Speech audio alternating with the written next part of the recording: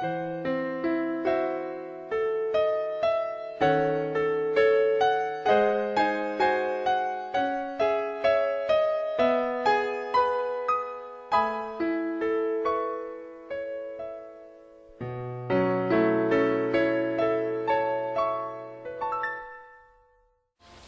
우리에게 주시는 하나님의 말씀은 잠언 15장 15절에서 20절 말씀입니다.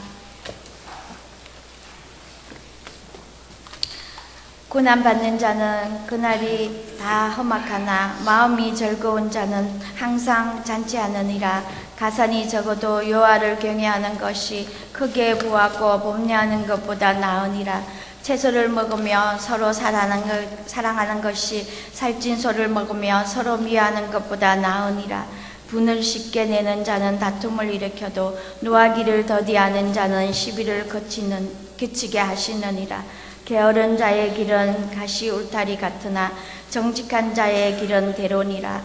지혜로운 아들은 아비를 즐겁게 하여도 미련한 자는 어미를 없이 여기니라. 주님이 주신 말씀입니다. 주님께 감사드립니다. 아멘.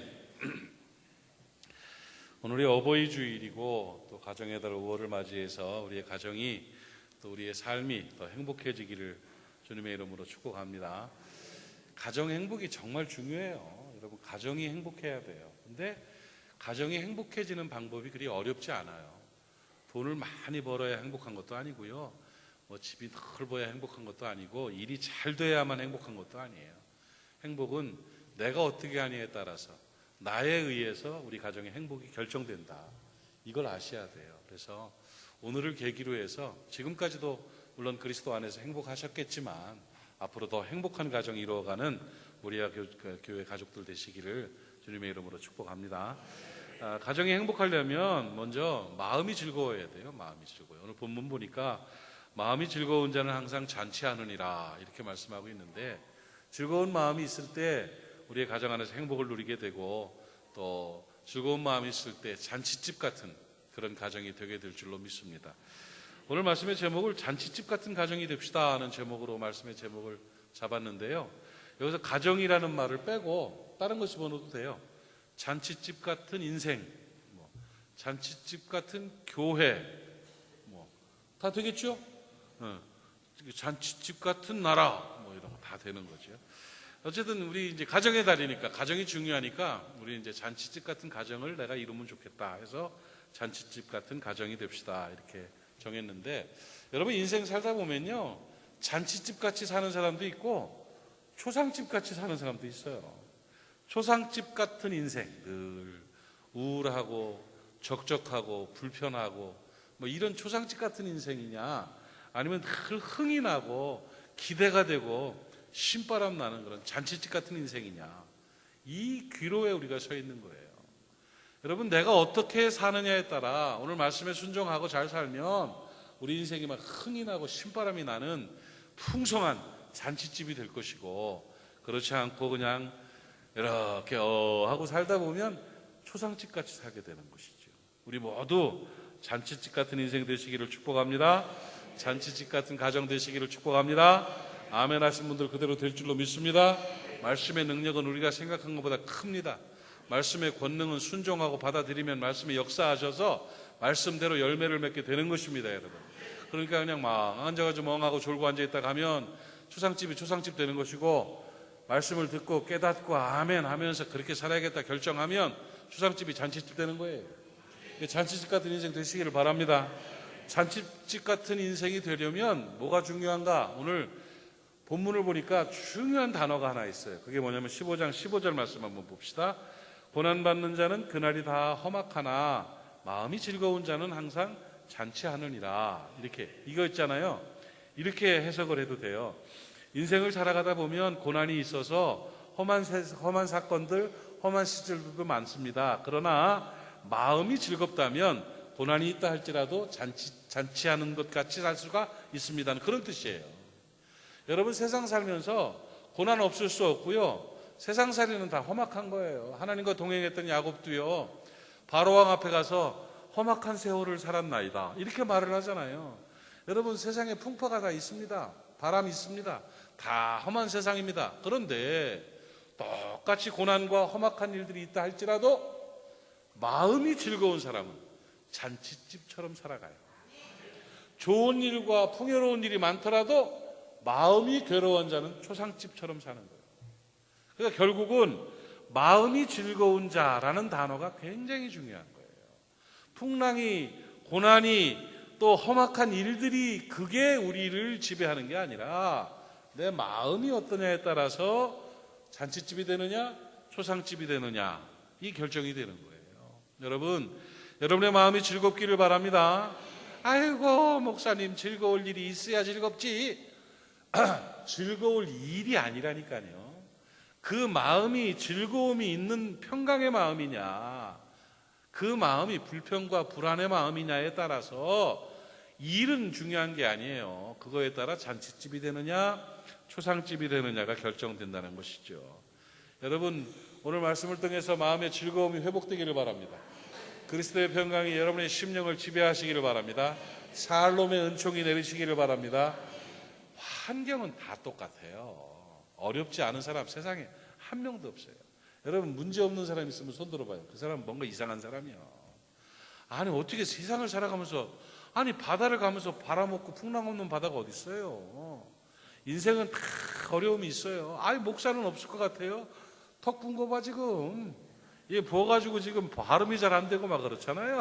인생이 딱 그런 거예요. 이런저런 일들 많아요. 그러나 마음에 그리스도의 평강이 함께하면, 하나님의 평강이 우리의 마음과 생각을 지키면 마음이 즐거움을 얻게 되는 거예요. 그러면 잔치집 같은 인생이 되는 거예요. 그럼 마음에 즐거움이 있기를 바랍니다. 마음이 즐겁다는 말을 다른 말로 하면 뭐냐면, 제일 쉬운 말로 하면 기분 좋다는 거예요. 기분 좋다. 여러분, 기분이라는 게 굉장히 중요해요. 이게 쉽게 쓰는 말이라서 별거 아닌 것처럼 여러분 생각되겠지만 이게 굉장히 학문적인 용어예요. 감성 이론의 중요 단어가 기본이에요. 기본. 데니얼 커너먼 골맨 얘기 많이 했죠. 이 감성 이론의 창시자들인데 그분들이 감정이 인생을 지배한다. 감정이 삶의 제일 중요한 부분이다. 이성이 결정하는 것이 아니라 감성이 결정하고 이성은 지지한다. 뭐 이렇게 감성 이론을 주장했던 그분들이 했던 얘기 중에 핵심 포인트가 뭐냐면, 행복한 인생을 살려면 기분 좋아야 된다예요. 감성이 곧 기분이에요. 좋은 관계를 맺으려면 기분 좋아야 된다는 거예요. 그러니까 기분이라는 게 마음의 기분이 좋아야 된다, 기분을 좋게 해야 된다는 게 굉장히 학문적이고 중요한 용어가 되는 것이에요. 여러분, 마음의 즐거움이 있기를 바랍니다. 다른 말로 하면 기분 좋은 일들이 생기기를 바랍니다. 그러니까 기분 좋은 만남, 기분 좋은 말, 기분 좋은 일, 기분 좋은 사람이 되는 거예요. 그렇게 되면 평강을 누리게 되고 잔치집이 되는 거죠. 여러분, 마음이 즐거움이 있기를 바라요? 그러려면 어떻게 하면 될까요? 빌립보서 4장 6절 7절 보면 이건 좀 외우고 살아야 돼요. 교회 다니는 사람이라면. 같이 한번 읽어봐요. 시작. 아무것도 염려하지 말고 다만 모든 일에 기도와 간구로 너희 구할 것을 감사함으로 하나님께 아뢰라. 그리하면 모든 지각에 뛰어난 하나님의 평강이 그리스도 예수 안에서 너희 마음과 생각을 지키시리라. 여러분의 마음과 여러분의 생각이 하나님의 평강으로 가득 차게 되면 그게 즐거운 마음이에요. 그게 기분 좋은 거예요. 그러니까 마음과 생각이 하나님의 평강으로 가득 차려면 6절에 두 가지 단어가 나오죠. 뭐예요? 기도, 감사. 그죠? 여러분의 마음이 즐거우려면 하나님 앞에 기도하는 사람 되시기를 바랍니다. 기도를 하는 사람들의 특징, 기도하고 난 다음에 결과가 뭔지 아세요? 평강이에요. 기도하지 않으면 불안하고 초조해요. 기도하지 않으면 불편해요. 그런데 깊이 기도를 하고 기도를 딱 마치고 나면 누구에게나 동일하게 주시는 은혜가 뭐냐면 평안해져요. 기도 안 해본 사람은 뭔 말인지 몰라. 하나님을 만나는 기도가 없는 사람들은 이게 도대체 저게 무슨 소린가 하는데, 기도하는 사람들은 알아요. 기도의 끝은 평강이에요. 기도하면 하나님의 평강이 그리스도 예수 안에서 너희 마음과 생각을 지키시리라. 여러분, 기도로 평안을 누리시기를 바랍니다. 생각하지 말고 기도하라고요. 고민하지 말고 기도하라고요. 염려하지 말고 기도하라고요. 기도해야 평안이 있어요. 오늘부터 기도하기로 결정해 보세요. 하루에 1시간씩 기도하겠다. 어떻게든 하나님 만나는 시간을 갖겠다. 아멘 좀 해봐요 한번. 그러면 평강이 오는 거예요. 그 다음에 또 하나가 감사예요. 하나님이 주신 것, 하나님이 해결하실 것이다. 하나님은 나를 특별히 사랑하신다. 하나님께서 나를 통해서 역사를 이루신다. 이 일을 통해서 합력하여 선을 이루실 것이다. 하나님 무슨 일을 어떻게 해주시려나 하는 기대를 가지고 주여 감사합니다 하고 감사로 기도할 때, 기도로 감사할 때, 감사하는 삶을 살 때 그리스도의 평강이 임하는 거예요. 불안해하고 불평하고 그냥 짜증 부리고 이러다 보면요 계속 괴로워져요. 환경은 바뀌는 게 없고. 그런 데 있잖아요, 신기한 일이 있어요. 고난과 험한 일이 생길 때 마음이 즐거울 수 있는 방법은 기도하는 것과 감사하는 거라고 그랬죠. 여러분, 감사하면은요, 기도와 감사는 마음만 즐겁게 하는 것이 아니라 환경을 변화시키고 어려운 일을 선한 일로 바꿔놔요. 감사하면 역사가 나타나요. 감사하면 능력이 나타나요. 깨닫기를 바랍니다. 감사의 권세를 경험하고 마음의 즐거움과 평안이 있기를 주의 이름으로 축원합니다. 그러면 여러분의 가정과 여러분의 인생이 즐거운 잔치집 같은 가정이 되는 거예요. 잔치집 같은 인생이 되는 거예요. 그냥 쭈그리고 깨지고 터지고 막 힘들고 아이고 이렇게 살지 말고요. 주님을 불러도 한국교회 그 어르신들의 주님 부르는 것도 바꿔야 돼요. 주여 이러지 말고 주여 하고 할렐루야를 해야죠. 아멘. 한이 서린 탄식의 주님 부르지 말고 기쁨과 감사의 주님을 부르는 여러분 되시기를 바랍니다. 잔치집 같은 가정 되기를 바라세요? 여러분 마음이 즐겁기를 원하십니까? 오늘 말씀으로 그리스도의 평강이 임하기를 바랍니다. 평강의 주님이 여러분의 마음과 생각을 지키기를 축복합니다. 기도하고 감사하십시오. 그러면 우리의 삶 가운데 이런 마음의 즐거움이 중요하다, 마음의 평강이 중요하다, 거기에 잔치집이 되는가 초상집이 되는가가 결정이 된다 하는 얘기를 배웠으면, 그러면 목사님 어떻게 하면 내 인생이 잔치집 같은 인생이 될까요? 어떻게 하면 내 인생이 행복한 인생이 될까요? 또 목사님 어떻게 살아야 잔치집 같은 가정이 될까요? 우리 집구석이 아니라 행복한 잔치집 같은 가정이 될까요? 하고 물어보십시오. 물어보셨죠? 답이 있어요. 그 답은 딴 데서 찾는 게 아니에요. 딴 데서 찾을 필요가 없어요. 오늘 성경 말씀에 그대로 나와 있어요. 그러니까 그것만 정리하면 바로 답이야. 몇 가지가 나오냐면요, 잔치집, 마음이 즐거워서 잔치집 같은 인생이 되고 잔치집 같은 그러한 가정이 되기를 원한다면 5가지만 기억하세요. 손가락도 5개, 잔치집 같은 가정 되는 방법도 5개. 몇 개? 5개. 첫째, 16절 한번 읽어봐요. 시작.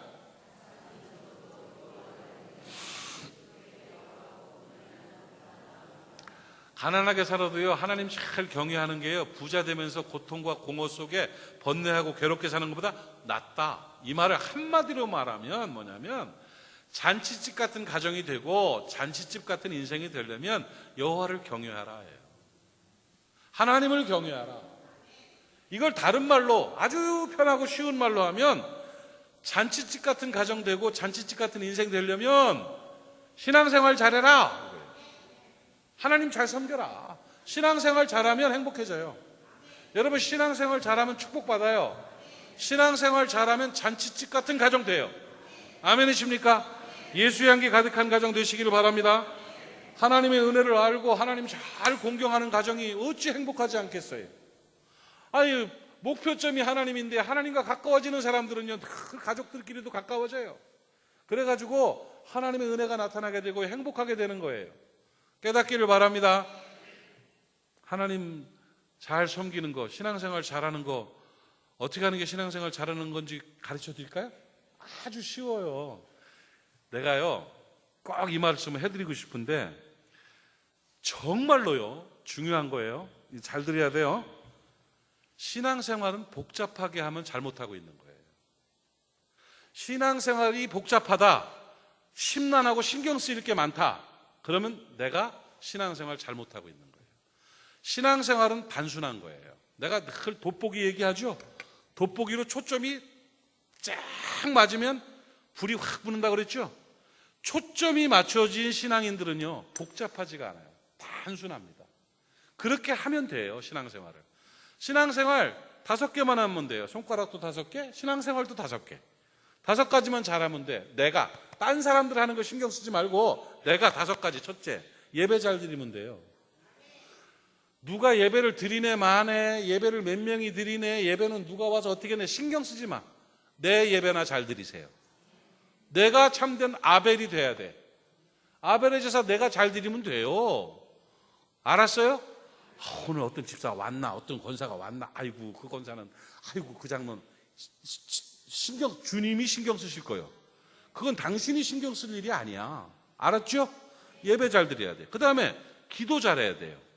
여러분 기도 생활 잘 하십시오. 아니 그래도 하루에 한 번이라도 기도를 해야 될 거 아니요. 1시간이라도 기도 시간 가져야죠. 하나님을 만나서 기도하는 시간이 있어야죠. 기도 잘하면 돼요. 신실하게 기도하면 마음에 평강이 온다고 그랬죠? 응답의 역사가 나타나죠? 깨닫기를 바랍니다. 그 다음에 3번째 잘해야 되는 건 뭐냐? 봉사하세요. 봉사. 적어도 교회 봉사 1~2가지씩 하셔야 돼요.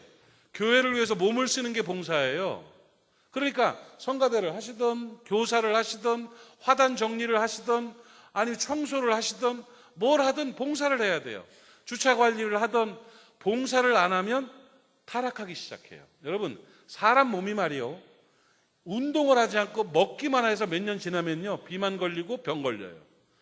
안 움직이고 계속 먹기만 해봐요. 일찍 죽어요. 신앙생활의 운동이 뭐냐?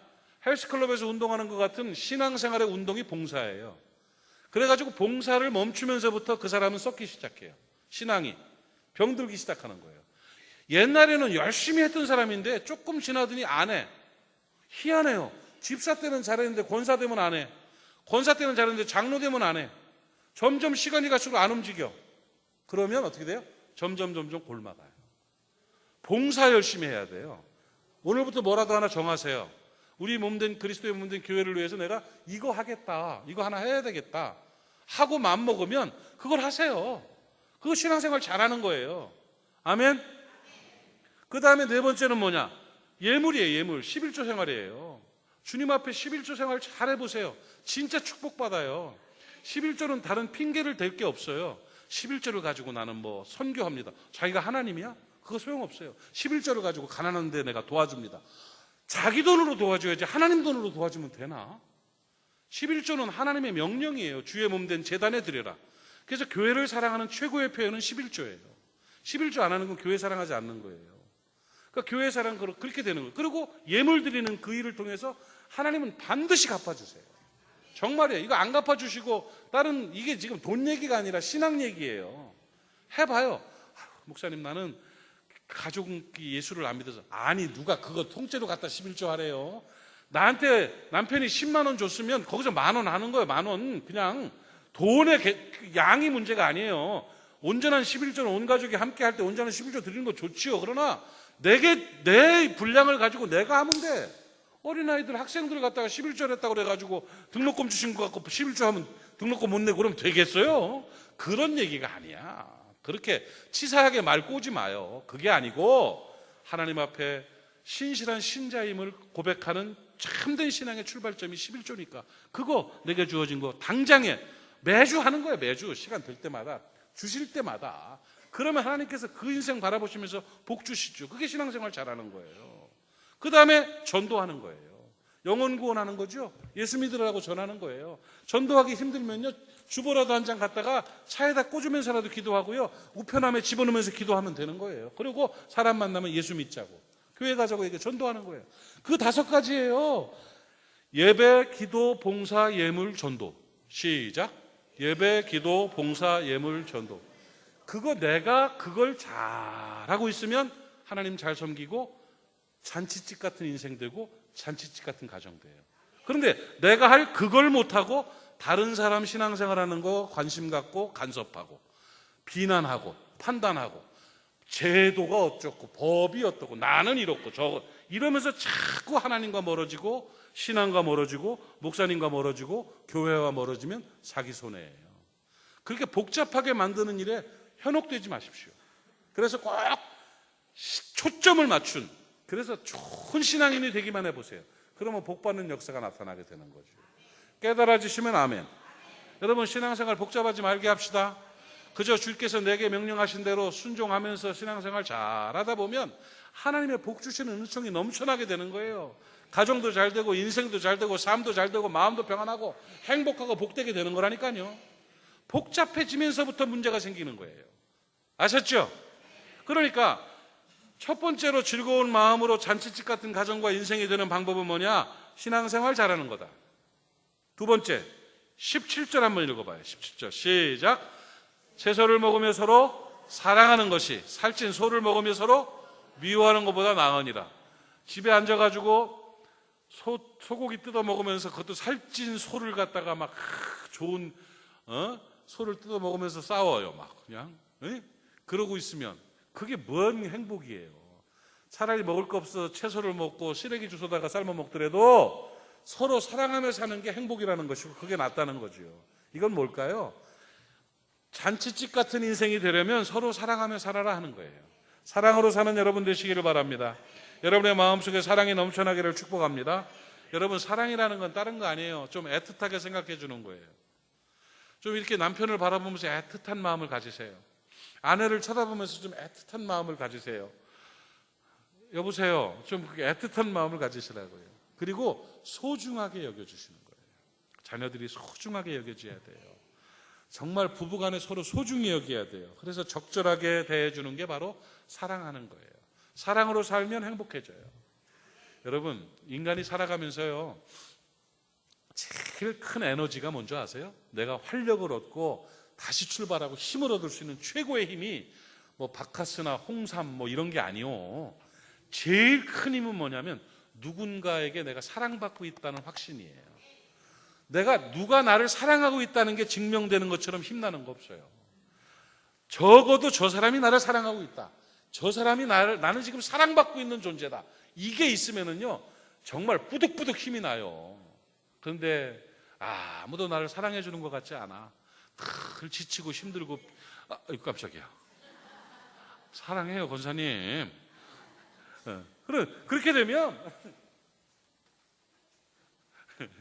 그렇게 되면 깜짝 놀라가지고 더워가지고 선풍기 틀었어요. 그렇게 되면 우리의 마음속에 사랑받고 있다는 확신이 넘치면 힘을 얻어요. 사람은요, 어릴 때부터 늘 뭘로 크냐면 두 가지로 크는 거예요. 뭐가 하냐면 만져주는 거야. 쓰다듬어주고 스킨십이죠. 그래서 어린아이들 막 궁뎅이 뚜둑거려주고 막 이러면서 애들이 그 에너지로 크고, 또 한 가지가 뭐냐면 뭘 하든지 칭찬받는 거예요. 똥을 싸도 똥 잘 쌌다고 칭찬하고, 까르르 웃으면 웃는다고 칭찬하고, 그렇죠? 부유 잘 먹으면 잘 먹는다고 칭찬하고, 아이 잘한다 우쭈쭈. 그 우쭈쭈 때문에 사람이 에너지를 받고 큰 거예요. 그러니까 사랑을 잘 받은 사람은 그 우쭈쭈 에너지가 있어요. 그런 사람들이 힘이 있고 회복 탄력성이 있고 자생력이 있는 거죠. 근데 사람이 나이를 먹어가면서 제일 그리운 게 뭐냐면 어릴 적에 받았던 그 우쭈쭈야. 누가 나를 만져주는 게 좋고, 나를 잘한다 칭찬해 주는 게 좋고. 그런데 외롭게 사는 사람들은요, 지난 6개월 동안 아무도 내 몸을 만진 사람이 없어. 진짜. 그러면은 얼마나 외롭겠어요. 그렇죠. 그러니까 목욕탕 가서 떼미는 거요. 누가 좀 만져주기를 바라고. 그리고 누가 나를 우쭈쭈 해주는 게 없어요. 잘한다가 없으니까 돈 많이 들어가지고 술집 가는 게 그래서 가는 거예요. 사장님 오빵 이러면서 막 잘한다 해주니까 거기 몇십만 원씩 들여가지고 그런 데 가는 거가, 그래서 그 심리적으로는 그런 거예요. 근데 그걸 우리가 가정에서 해줘봐요. 남편이 아내를 우쭈쭈 해줘봐요. 아내를 남편이 우쭈쭈 해줘봐요. 자녀들한테 잘한다 해줘봐요. 나는 너를 사랑하고 있다는 걸 보여줘봐요. 그러면 얼마나 행복하겠어요. 그거 어렵지 않아요. 아주 쉬워요. 깨닫기를 바랍니다. 그래서 여러분, 저는요, 사랑해주는 사람이 되라는 것도 좋지만 사랑받는 사람이 되는 것도 중요하다고 생각해요. 여러분, 사랑받는 사람 되시기를 바랍니다. 사랑받는 사람 되려면 어떻게 되냐면 사랑받을 짓을 해야 돼요. 아무나 사랑하나? 사랑받는 방법, 사랑받을 수 있는 방법 가르쳐 드릴까요? 아이고, 지금 내가 내 말을 알아듣나 못 알아듣나 모르겠어. 알아들어요? 네, 알아들어. 사랑을 받을 수 있는 최고의 방법, 내가 몇 번 얘기했는데도 또 궁금하다 그러면 내가 이걸 얘기를 해야 되나 말아야 될까를 내가 참 정말로요, 인간관계론에서 중요한 가르침인데요. 내가 사랑받는 사람이 되려면 어떻게 하면 되냐면 이걸 알아야 돼요. 사람은 누구든지 자기 좋아하는 사람 좋아하게 돼 있어요. 따라합시다. 사람은 누구든지 자기 좋아하는 사람을 좋아한다. 그래요? 안 그래요? 맞죠? 똑똑한 사람 좋은 게 아니에요. 돈 많은 사람 좋은 게 아니에요. 잘난 사람 좋은 게 아니에요. 잘생긴 사람? 아유, 관상용이야. 그거는. 내가 좋아하는 사람은 누구냐면 나를 좋아하는 사람이 난 좋아. 누구나 그래요. 하나님도 그러신 거예요. 주미자매가 피아노도 잘 치고 뭐 마음도 착하고 신앙도 좋고 참 좋죠?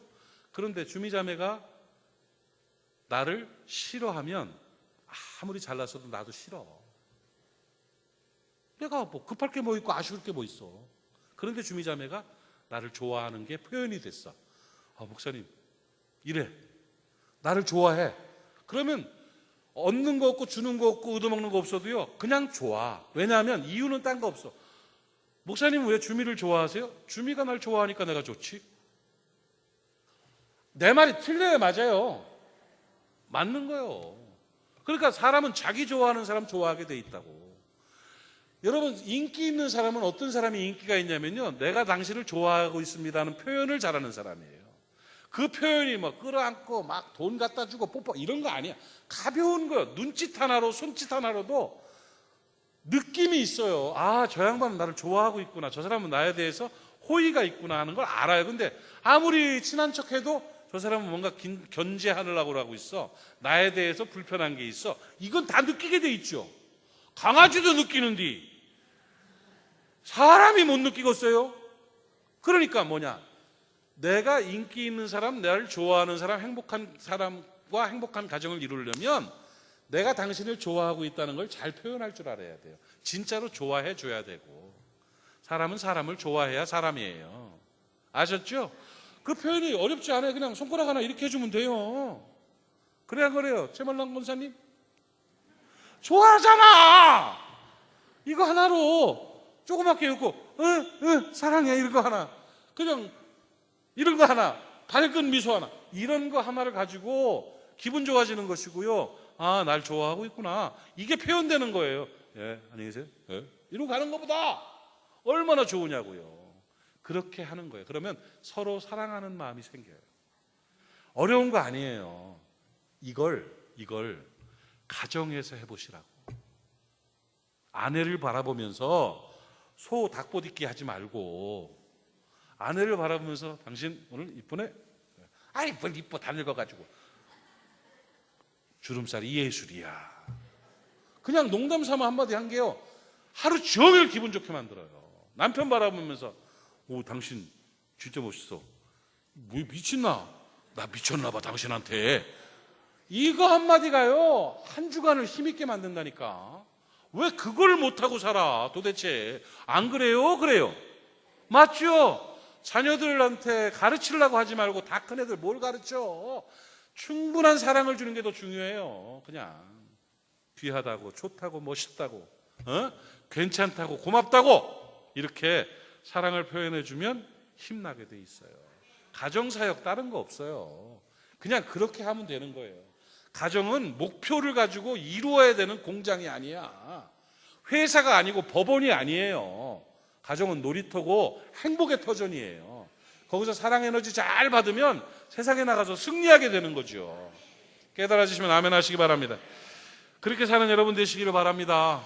그냥 사랑을 잘 표현하세요. 한번 연습합시다. 옆 사람한테 그냥 윙크 한번 진하게 하면서 엄지척 한번 해줘봐요. 자, 연습. 옆 사람한테, 나한테 하지 말고. 자, 준비. 시작. 아유, 이뻐요. 멋있어요. 고마워요. 이거 하나가 힘없게 하는 거예요. 그렇게 살찐 송아지, 살찐 소 먹으면서 싸우는 것보다 그냥 가난하고 어려워도요, 그냥 서로 윙크 한번 해주고 손 한번 척 들어주고 사랑을 표현해주면서 서로 사랑하는 게, 그게 잔치집 같은 가정이 되는 방법이에요. 그렇게 사시기를 바랍니다. 세 번째 15장 18절을 보세요. 15장 18절 시작.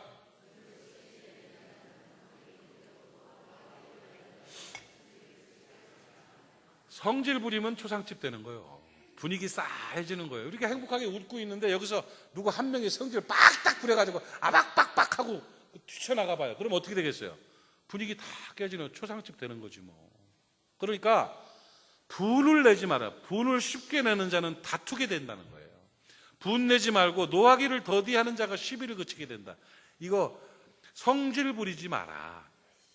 가정 안에서 성질 부리지 마세요. 성질은요, 집에서 부리는 게 아니요, 적들과 있을 때 부리는 거야.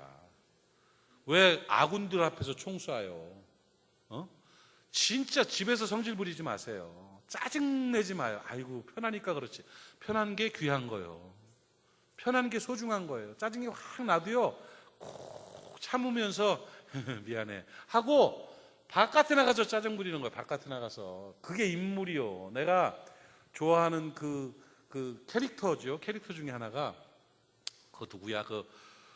누구 쌈자라고 그러는, 최민수 씨 있죠?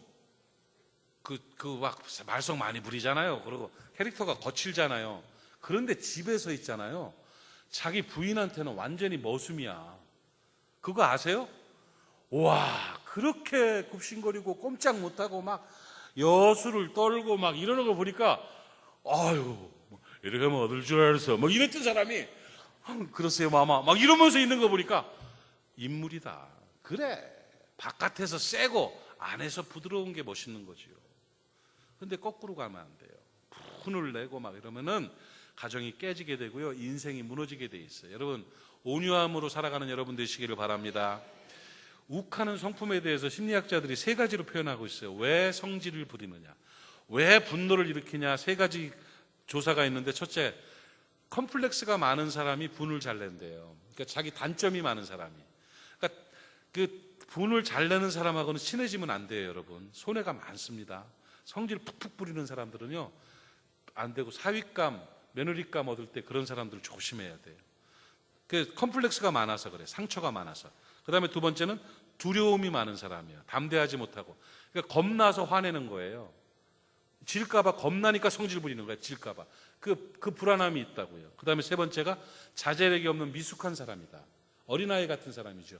성숙한 사람들은요, 참을 줄 알아요. 다스릴 줄 아는데 감정을 다스리지를 못하는 거야. 그러니까 상처가 많고 두려움이 많고 미숙한 사람들이 분을 잘 낸대요. 근데 그리스도인은 성숙이에요. 그리스도인은 사랑이에요. 여러분, 그리스도인이 예수 그리스도가 우리를 지배하시면요, 성령이 충만하게 되고 권세 있는 사람이 돼요. 그래서 온유한 자가 되는 거예요. 여러분, 분을 잘 내는 사람은 성공 못합니다. 늘 어려워져요. 점점 갈수록 사람이 떠나요. 그러니까 온유함으로 살아가야 잔치집 같은 가정이 된다는 거예요. 온유한 자가 강한 자고 성숙한 자예요. 예수님이 말씀하셨어요. 마음이 온유한 자는 땅을 기업으로 받는다고. 땅을 기업으로 받는다는 게 무슨 말이냐면 땅의 정복자가 된다는 거예요. 땅을 정복한 사람은 힘이 세고 성질 급한 사람이 땅을 정복하는 게 아니라 땅을 정복한 사람은 온유한 사람이 정복한다는 거예요. 그러니까 진짜 강한 사람은 온유한 사람이에요. 부드럽고 따뜻하게 살아가는 여러분 되시기를 바랍니다. 그게 노하기를 더디하는 자예요. 온유해야 잔치집 같은 가정이 된다. 네 번째는 뭐냐? 정직한 거예요. 15장 19절 말씀이에요. 잠언 15장 19절 말씀 보면 뭐라고 되어 있어요? 오늘 본문이에요. 시작. 게으른 자의 길은 가시울타리 같으나 정직한 자의 길은 대론이라. 여러분, 결국 승부는 정직함에 있습니다. 예수님 믿는 사람들은 참이신 하나님의 자녀예요. 마귀의 이름은 뭐라고요? 거짓이에요. 거짓의 아비예요. 그러니까 예수 믿는, 진짜 예수를 잘 믿나 안 믿나를 보면 정직한 사람은 예수 잘 믿는 사람이고 거짓된 사람은 가짜예요. 왜? 쥐아버지 마귀 닮은 거니까. 그러니까 예수님 믿는 사람들은 정직해야 돼요. 그래야 대로가 열리고 행복하게 된다는 것을 깨닫기를 바랍니다. 여러분, 믿을 만한 사람 되시기를 바랍니다. 예수님 믿는 사람들이 어디를 가든지 믿을 만한 사람이 돼야 돼요. 돈 속이지 마세요. 약속 어기지 마세요. 하나님 앞에서 정직하게 살아가세요. 그래야 복 받게 돼 있어요. 그러면 적들도 우리 칭찬해요. 여러분, 적한테 칭찬받는 거 아세요? 나랑 저 사람은 별로 친하진 않아. 내가 저 사람 별로 좋아하진 않아. 근데 저 사람은 정직해. 저 사람은 믿을 만한 사람이야. 이 소리 듣고 살아야 돼요. 제가 저기 저 친구 목사님 교회 놀러를 갔더니 지나가다가 들렸어요. 들렸는데 마침 그 교회 위에서 친구들 목사님들끼리 탁구를 치고 있더라고요. 탁구를 치고 있는데 편을 나눠가지고 이쪽 편이 탁구를 착착착착 쳐. 저 대연교회 그 임 목사님이 이쪽 편 둘이서 복식을 치고 있고 저쪽에 또 장로교 목사님들 둘이서 팍팍팍 치고 있는데 탁구들 잘 치대. 그 조그만 공 갖고 재밌게 잘 놀더만 하죠. 나는 이제 잠깐 가다 들렸다고 괜찮다고 이러고서 치라고 했더니 치는데 막 딱 넘어온 걸 임 목사님도 탁구 잘 쳐요. 딱 스매싱을 딱 하더라고. 그런데 그거를 글쎄 딱 받아가지고 탁 받아 넘기는 거야. 그러니까 한 번 더 임 목사님이 딱 치는데 그걸 탁 튕긴 걸 상대편에서 또 그대로 받아가지고 딱 쳤는데 와 이게 그냥 그 탁구대 빵꾸 날 뻔했어. 빡 하고 탁 가가지고 상대편이 이겼어요. 아니 세상에 나 그거 보면서 이 프로 선수인가 싶었어. 이렇게 잘하나 싶을 정도로 막 스매싱 한 걸 받아치고 다시 빡 친 걸 빡 쳐가지고 딱 들어가. 그때 임 목사님이 기가 막힌 말을 한마디 하더라고요. 우와 그러면서 적이지만 잘 쳤네. 적이지만 잘했네. 칭찬하더라니까요.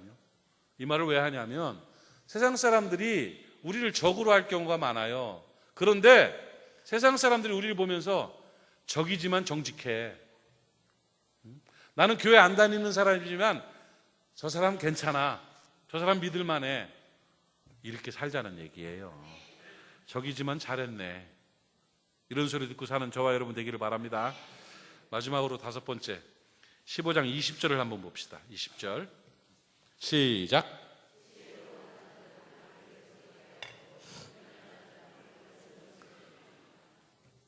잔치집 같은 가정이 되려면요, 잔치집 같이 복받는 인생이 되려면요, 효도해야 되는 거예요. 효도가 아주 중요한 거예요. 그 5번째는 효도예요. 잔치집 같은 가정은 효도하는 것이다. 부모를 공경하고 부모를 잘 섬겨야 복받고 살아요. 여러분, 이거는 성경 말씀에 엄청, 신명기 5장 16절 한번 봐봐요. 신명기 5장 16절에 보면 뭐라고 되어 있어요? 이게 10계명 말씀 중에 제 6계명을 말씀하신 것인데 같이 읽어요. 시작.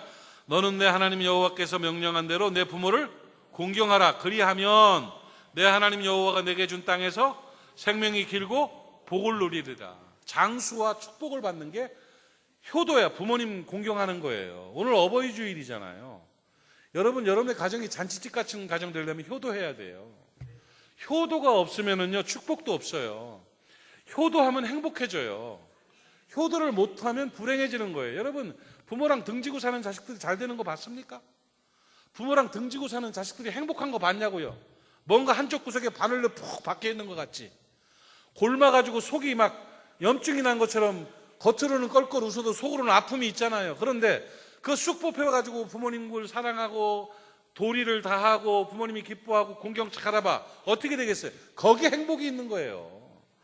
그리고 장수와 축복을 받게 되는 것임을 여러분 깨닫기를 바랍니다. 효도하면 행복해지는 거예요. 그런데요, 어르신들 잘 들으셔야 돼요. 효도는 배워야 해요. 절대 효도는 저절로 못합니다. 부모가 자식 사랑하는 건 저절로 해요. 그거는 안 가르쳐줘도 해. 근데 자식이 부모 사랑하는 건 안 배우면 못해. 아이고 애들 크면 다 하겠지. 배우지 않은 짓은 안 한다. 효도는 억지로 하는 거라니까. 아세요 여러분 그거? 그러니까 부모님의 책무가 뭐냐면 효도하는 자식을 만들어야 돼. 어릴 때부터 효도를 가르쳐야지. 효도를 안 가르쳐 놓으면은요, 나중에 노후에 부모도 외롭고 더 심각한 문제가 뭔지 알아요? 그 사랑하는 자식들이 복을 못 받아. 억지로라도 효도를 가르쳐 놔야, 효도해야 자식이 복 받는다니까요. 그러니까 효도는 부모가 가르쳐야 될 의무예요. 아주 뻔뻔하게 가르치세요. 아이고 이 옆집 김영감네 보일러 놨더라. 좋아 보이던데 내가 꼭 놔달라는 건 아니다. 뭐 이런 거 해야 돼요. 어버이날인데 바쁜데 뭘 오냐, 오지 마라 이러지 말고 와라. 바빠, 나도 바쁘지만 너 만나주겠다. 올 때 꽃만 들고 오는 사람도 있다고 그러는데 거기다 봉투들 넣더라. 그걸 왜 안 가르치는 거예요? 자식 사랑은요, 효도를 가르쳐야 자식이 복 받는데, 뜯어내세요. 아셨어요? 안 가르치는 게 사랑이 아니에요. 진짜요. 죄송합니다만은, 저도 불효자식입니다만은, 그래도 의무적으로라도 부모님께 해야 되는 게 뭐냐면, 나는 우리 어머니 아버지한테 철저하게 배웠어요. 나 개척하면서 애 분유값도 없고 끼니도 없을 때도요, 한 달에 한 번씩 우리 아버지 3만 원씩 갖다 드렸어. 3만 원 만들려면요, 진짜 입에서 단내 났어요. 그거 들고 서울 가가지고 아버지 드렸어요. 우리 아버지 기쁨으로 받으셔요, 그거를. 그래도 꽤 규모 있는 교회 목사님이셨는데 우리 아버지도 돈 좀 있으셨을게요. 근데 그 피 같은 돈 3만 원 받아 잡수시더라니까. 물론 갈 때 우리 엄마 통해서 또 우리 하영이 그 기저귀 가방에다가 뭐 분유값 해다 하면서 10만 원도 넣고 20만 원도 넣어주셨지만, 어쨌든 받을 건 받으셨다고, 달라는 건 달라셨다고요. 엄마 아버지 생신 때 안 오면 야단치셨고요. 이거 해야 돼요. 아셨어요? 이전 것은 지나갔으니 보라 새 것이 되었도다. 오늘부터 지혜롭게 하세요. 지혜롭게 하는 방법 중에 뭐냐면, 부모님 부부가 다 살아계시면 아이들과 함께 남편이 아내를 챙겨주는 거야. 야, 엄마 생신인데 임마 뭐 할까? 준비해. 하자. 뭐 이렇게 해가지고 해드리는 거요. 엄마 아프시댄다 전화해가지고 야 잠깐 들려서 어머니 그저 안마다라도 좀 해드리고 가라. 이렇게 해주고, 또 아내와 아이들이 함께 편을 먹고, 아버지 먼 날인데 좀 와서 아버지 친구분들 모인대더라. 거기 언제 살짝 가가지고 임마 밥값 좀 내드리고 와라. 뭐 이런 거 이렇게 작전 짜가지고 서로 간에 남편 해주고 아내 해주고 이렇게 하면서 같이 해주고 해서 애들이 훈련이 돼야 이렇게 하는 거구나 하는 걸 배우지. 서로 그냥 뭐 네 애비 때문에 못 살겠다 이러고, 네 엄마 같은 사람이 진짜 이렇게 되면은 작전 실패요. 알아들으셨겠지요. 에베소서 6장 1절로 3절 한번 읽읍시다. 에베소서 6장 1절로 3절 시작. 자녀들아, 주 안에서 너희 부모에게 순종하라. 이것이 옳으니라. 내 아버지 어머니를 공경하라. 이것이 약속 있는 첫 계명이니 이로써 내가 잘 되고 땅에서 장수하리라. 가만히 생각해 봐요. 내 인생 살면서 제일 큰 축복이 자식 잘 되는 건데, 내 자식들이 땅에서 장수하고 잘 되려면 어떻게 해야 되냐? 나를 공경해야 된다. 그러면 나를 공경하는 건 저절로 안 된다. 가르쳐야 된다. 그러면 잘 가르쳐야 되는 거예요. 그래서 자녀들이 복받고 여러분도 행복해지는 역사가 있기를 축복합니다. 5가지 오늘 배웠어요. 잔치집 같은 인생 될래요? 초상집 같은 인생 될래요? 잔치집 그러려면 어떻게 돼요? 첫째, 신앙생활 잘하세요.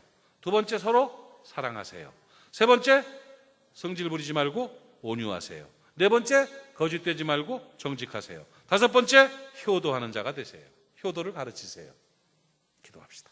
하나님 아버지, 오늘 나눈 말씀, 오늘 전한 말씀이 우리의 삶의 능력 되기를 원합니다. 그대로 살 수 있도록 성령께서 역사하여 주시어서 우리 인생과 우리의 가정이 잔치집이 되게 하여 주시옵소서. 예수님의 이름으로 기도하옵나이다. 아멘.